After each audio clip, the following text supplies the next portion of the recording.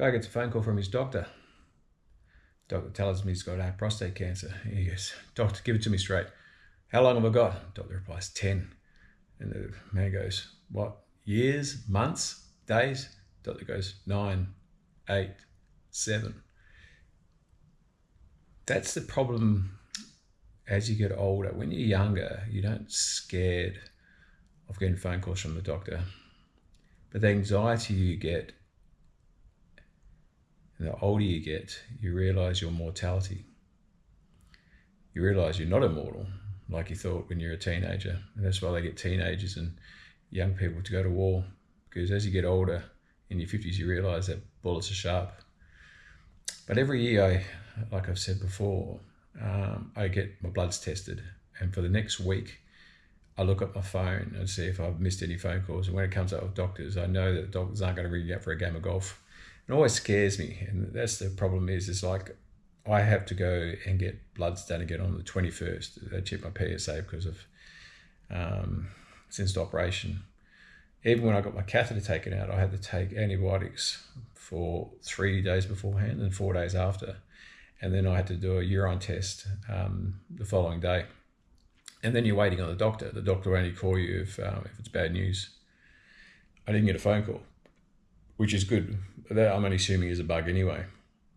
But then I have to go on the 21st, have to do some bloods. And then I have to go back into the doctor on the 4th of May. The reason I couldn't do it earlier is because I'm actually going to my mate's 50th birthday. And we're going over to Shanghai and then taking a cruise over to Japan and back. So the whole time I'm on this cruise, I know that the doctor's got my results. Is it going to be an enjoyable cruise? I'm going to hope so, but always in the back of your mind, you realise that what's going to happen when I find out. If he's calling me on the cruise telling me to get back home early, I know it's not going to be good. But when I did speak to my doctor, he did say, like, if he did find some cancer, they'll have to do a bit of radiation therapy, just to wipe up any bugs that got loose, which is not bugs, which is cancer. So that's anxiety. I've always, I'm 6'1", ex-footballer, cricketer, boxer. So I've always classed myself as a man, but then you realise you're just like the rest of them. And you do get worried that, because I like to be in control, I've got no control over my body. I was just listening to a Joe Rogan podcast then about inflammation and dieting. And I often wonder, because I've had such a high sugar diet, that they were saying that if you have got inflammation in your body, the body has to fight that, and sometimes the cancer can get away from you. And I got told when I was going to have my prostatectomy to change my diet and go to a keto diet, low sugar diet. Most probably I should have done that harder, even though I have like 8 to 10 cups of tea a day and a couple of coffees. I'm averaging 2 sugars a day per cup. And so that adds up, and sugar isn't good for you. And if you have a can of Coke and all that, that's a lot of sugar, which causes inflammation. So diet does play a big part, and most are a bit too late. You try and tell young people now, it's good my kids have a healthy diet. But when we were growing up, if someone offered you a can of Coke, you're not worried about what you're going to be like at 54 years of age. But I do wish I looked after my body better earlier. Most of it is hereditary getting prostate cancer, like my dad had it at 55. But I still should have looked after my body better. Now, because I've had the prostate surgery, I have to pay for it. Like, it doesn't mean much, but to never ejaculate ever again is taking part of to me, a bit of your masculinity away. Your penis reducing its size, 10 to 15 millimeter once again, especially like breasts of women, which classes being feminine. Penis size is classed as being masculine. And so to lose 15 mil is very scary, but it is weird that how the doctors talk to you now. When I was speaking to my doctor, he told me that I'll be on low dose Viagra, which I take every night. So my wife makes sure I take that every night. And then later on, having a penile implant or injections, but he told me to use a penis pump. And like I said, we are adults here, so I found it awkward, but I bought one on Amazon and the next day it came along. Now, I'm going to show it to you. If you don't want to see what a penis pump looks like, you can stop the video now, but it's for information and my experience. So here is the penis pump itself. So I had no idea, being a typical male, like, you know, when you get your Apple iPhone and you have to read all terms and conditions, no one ever does that, just accept. So I grabbed this and there were some parts.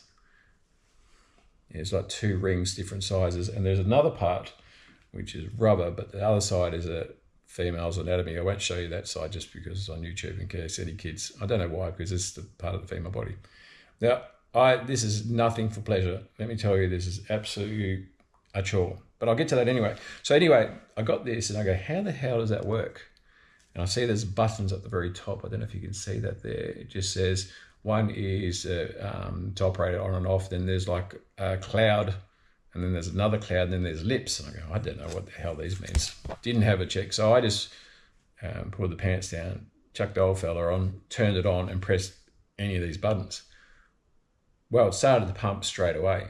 Oh my God. And I go, I don't know how to turn this off. So I didn't realize you had to actually hold the button down for 3 seconds to turn it off. And there's another button. Those clouds was clouds that actually blow on the side. Well, maybe that's wrong terminology. One sucks air in and one blows it out. So that gains the pressure, sucks it up. And that's the one that actually decreases the pressure, lowers pressure. I didn't know that. I should have looked at another one. It is lips. So I just turned it on and it sucked everything up straight away. And I go, I got no idea what I was doing. And I was frantic. It would have been funny if anyone was looking at me like I'm a big brother. And I had to put a finger underneath the suction to break the suction. And then I found out a way of turning it off. So anyone who has to do this for their part of their process of getting better, and that's how I look at it, for your sexual health, make sure you read the instructions. Well, anyway, so there's one section there, it actually has lips, and it actually goes, it sucks it up, then relaxes it, sucks it up, relaxes it, and just fills your penis up with blood. And it's a long process, and you have to do it twice a day. So I do it 10 minutes in the morning, I set my alarm, and then 10 minutes at night. And then the other one is just sucks it up, and it actually fills up your penis with blood because it sucks the blood into it, and you do get what looks like an erection. And then it is quite uncomfortable, so they make you put lube on the parts there and lube on your penis as well. If this is too much information, I do apologize, but this is for people who have to go through it. And it is awful, and I hate doing it, and it's not pleasurable at all. There's nothing pleasurable about it. It's like putting any body part on the end of a Hoover or a Dyson. It's not pleasurable at all, and it's a real chore, but I have seen the benefits. I've gone from a teenager to much a young man. I still haven't got back to what was normal. This is going to be much very weird for my son when he edits this. I haven't gone back to normal, but I've noticed it every day. I still haven't got an erection. I'm in a marriage, so my wife helps me out because it benefits both, because if you're not sexual with your partner, you're just like best friends. So my wife helps me out all the time, but it's awful. It's and you class yourself as a man by able to satisfy your wife. You know the old saying, happy wife, happy life. But there's another saying now, happy hubby if your wife doesn't get chubby. So I don't have to worry that with my wife. She's nice and skinny, but it is awful, and it's good that we're a team, and it does help out. You're unable to have sex because after you turn the penis pump off, it just goes back to flaccid straight away. There's no way of keeping it up. But then I had lunch with a mate who had prostate cancer 3 years ago, and he got his erection back after about 6 months, started to have sex again. But he says it's never normal. It's never like 100%. It's about 85, 90%, which is better than what's actually happening now. But he said the penis pump he was using in the shower, and then you could actually put a ring around it to keep the blood in there, and then he was able to have sex that way. I haven't got that one because that's the manual way of doing it. This one just gets you hard, but it actually breaks down the scar tissue, so it keeps that length. So anyone who is suffering through the prostate cancer, make sure you get your, any cancer really is, before your surgery, lose weight, get yourself fit, get yourself off of sugar. I do apologise, just trying to get myself in frame there. Get yourself off of sugar, get yourself off of alcohol.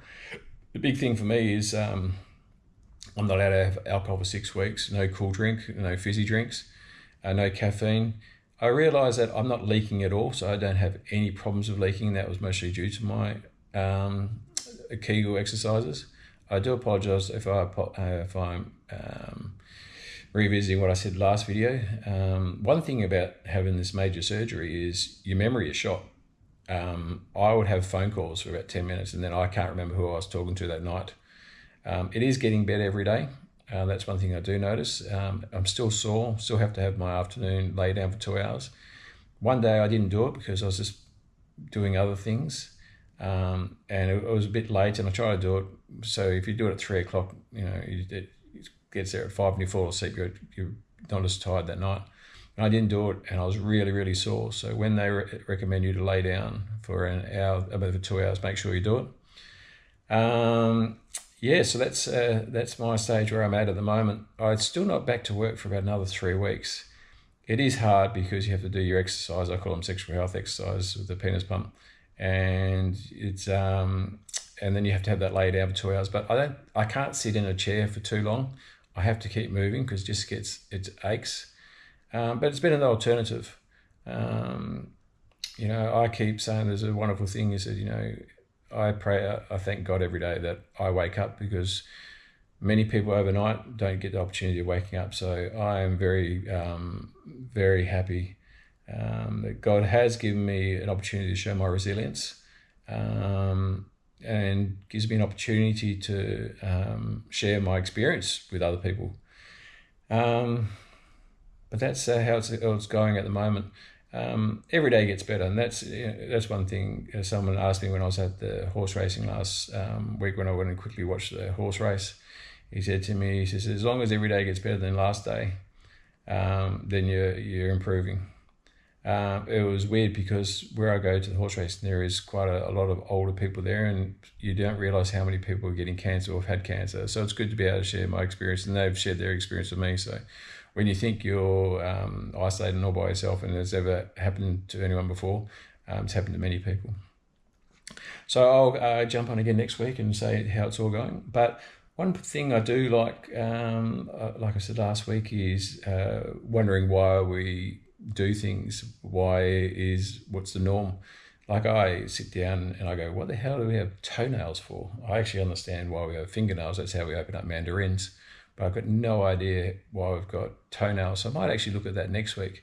But one thing I was working out is, I'm half English, half Australian, is why do the English and the Australians, South Africans, the Indians and Japanese drive on the left-hand side of the road? And it stems from being, once again, just like the watch, most of us are right-handed. So when we were combating on the horse, people would have the sword in the right hand. So you'd have to be on the left-hand side to actually to fight with the sword on the right-hand side. So that's why most of the roads, the horse-drawn cart was on the left-hand side. The Japanese, people say, why the Japanese? And the Japanese was because they were samurais. They had the sword in the right-hand side. So that's why they stayed to the left. So most Commonwealth countries drive on the left-hand side. So it's always been that. And so people go, why is America and most of Europe right-hand side? Well, I didn't know this, so it was actually quite interesting, is because they had vast areas to cover, they would have longer horse-drawn carts, and what they would have about 4 to 6 horses in front, and the driver would actually sit on the last horse on the left-hand side, because you get up on the near side of a horse, which is the left-hand side.